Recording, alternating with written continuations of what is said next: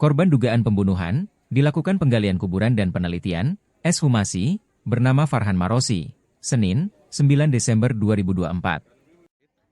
Lokasi ekshumasi di Borong Manempa, Desa Polewali, Kecamatan Gantarang, Kabupaten Bulukumba, Sulawesi Selatan. Ekshumasi dilakukan oleh tim Biddokes Polda Sulsel, dan dibantu oleh anggota Polres Bulukumba di lokasi itu. Diduga, korban meninggal dunia setelah mendapatkan aksi penganiayaan oleh orang lain. Atas dugaan itu, sehingga pihak kepolisian di Bulukumba melakukan kegiatan ekshumasi. Proses penggalian kuburan itu disaksikan oleh masyarakat di lokasi kuburan. Setelah jenazah digali, korban Farhan Marosi masih menggunakan pakaian hoodie dan celana jeans. Setelah jenazah diangkat dalam permukaan tanah, polisi langsung melakukan proses autopsi. Tujuannya untuk mengetahui penyebab kematian pada korban. Kasat Reskrim Polres Bulukumba, AKP Arisatrio menjelaskan bahwa proses ekshumasi itu setelah memproses hukum 6 orang rekan korban. Mereka yang diduga ikut terlibat pembunuhan adalah SY, IM, R, H, PJ, dan AF. Baik korban maupun tersangka adalah perantau asal Pulau Jawa. Mereka membuka usaha kuliner sate di Kabupaten Bulukumba.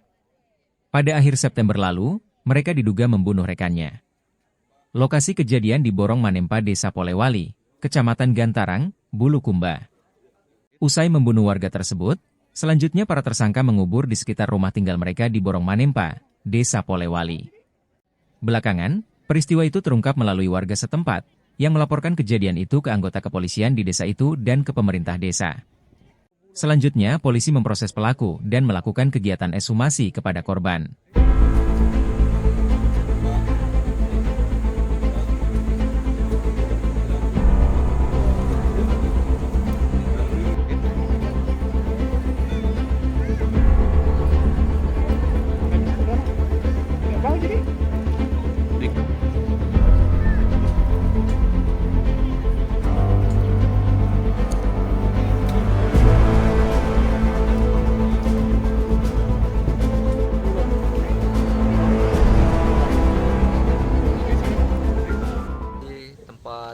Penyembunyiannya jenazah korban itu hanya sekedar untuk agar tidak ketahuan pihak kepolisian, makanya dikubur di sana. Dikubur dengan sampah itu, Pak? Nah, dekat dengan sampah, seputaran lingkungan sampah, jadi di situ. Kasusnya sendiri, Pak, sehingga terbongkar itu seperti apa? Ya, kasusnya terbongkar awal mulanya ada permasalahan, ya warga korban ini dikekang oleh pihak pelaku agar tidak keluar kemana-mana. Nah, jadi kami dari pihak polisian dan polsek serta polres datangi TKP, ada permasalahan apa. Ternyata dari disitulah terungkapnya ada terjadinya pembunuhan sebelumnya 2 bulan yang lalu. Pelaku sendiri ditangkap di mana, Pak? Pelaku sendiri ditangkap di seputaran TKP sini karena mereka tinggal, korban dan pelaku yang di lingkungan yang sama. Ini terkait dugaan kasus pembunuhan. Itu kejadiannya kapan? Itu kejadiannya sekitar 2 bulan yang lalu. Kronologinya sendiri bagaimana? Kronologisnya ini ya terjadi ya tiba-tiba karena masalah hutang gitu. Jadinya terjadinya penganiayaan yang menyebabkan korban meninggal dunia. Untuk pelaku sendiri pada berapa orang? Untuk yang sudah kami tetapkan tersangka ada 6 orang, 3 pelaku utama pemukulan, penganiayaan yang menyebabkan meninggal dunia, dan 3 lagi sebagai pengubur jenazah. Untuk motifnya sendiri, Pak? Secara umum di tengkorak kepalanya itu ada retakan di pelipis agak besar, itu yang mungkin yang menyebabkan meninggal dunia.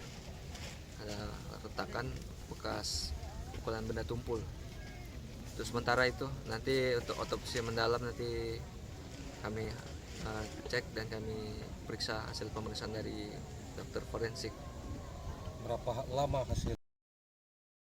Jadi korban dikubur dengan baju yang dia pakai saat itu, yaitu menggunakan celana jeans dan baju serta jaket hoodie. punya utang siapa? Apakah korban atau pelaku? Masih kami dalami, tapi untuk sementara informasinya yang korban yang punya utang Terhadap pelaku. terhadap pelaku. Sebenarnya ini informasinya itu masalah usaha bersama, cuman dari pelaku ini pembayaran penyicilannya tuh tersendat, jadi ya termasuk hutang bagi dari korban. Antara korban dan pelaku Pak, apa ada hubungan keluarga tuh? Kalau pelaku dan korban ini sebenarnya untuk hubungan darah tidak ada, cuman karena satu suku saja, Untuk komunitas. satu komunitas keluarga besar gitu. Ya. Tadi Download Tribun X sekarang, menghadirkan lokal menjadi Indonesia.